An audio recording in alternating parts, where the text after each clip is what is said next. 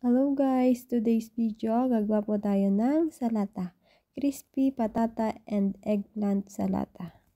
And yan nga po yun. Then, atin na po siyang start na tayo. And then, ito, naghiwa na tayo ng talong. Yan. Hiwain lang po natin siya sa maliliit na hiwa.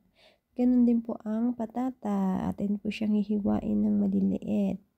And lalagyan po pala natin siya ng olive oil, salt, and garlic powder. And start na po natin siyang i-air fry para wala po siyang oil kapag naluto. Air fry free oil kapag doon mo siya niluto. Kapag po ganyan na ang kulay ng ating patata is okay na. Pwede na po siyang ating isang tabi at isusunod natin ang eggplant.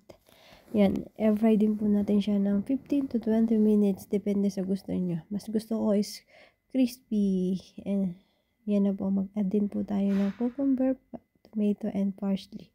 Hiwain lang po natin ng maliliit, ang easy lang. And ito nga po yung tomato, hiwain din po natin ng small, na same lang din po.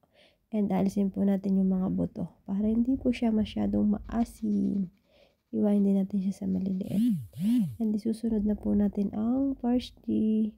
Yan, ganyan. Tudok-tukin lang po natin ng maliliit. And gagawa na po tayo ng sauce. Fresh tahin and yogurt. I-shake-shake lang po natin para mas madaling magbaba. And then, dad po tayo ng mint or nana and garlic fresh. Yan. And mag-a-add po tayo ulit ng lemon juice.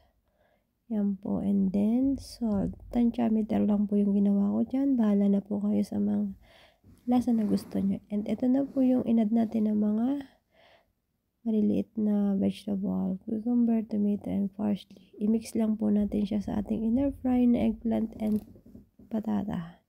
And ito rin po yung sauce natin na ilalagay. Yan, ipubuhos na natin ang sauce. And yan na nga po, atin na pong ibinuhos and atin na pong imimix.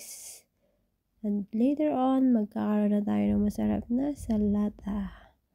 Yan po, atin na pong halu-haluin. And eto na, nag-add na rin po pala tayo ng roman fruit. And eto na, pwede tayong kumain.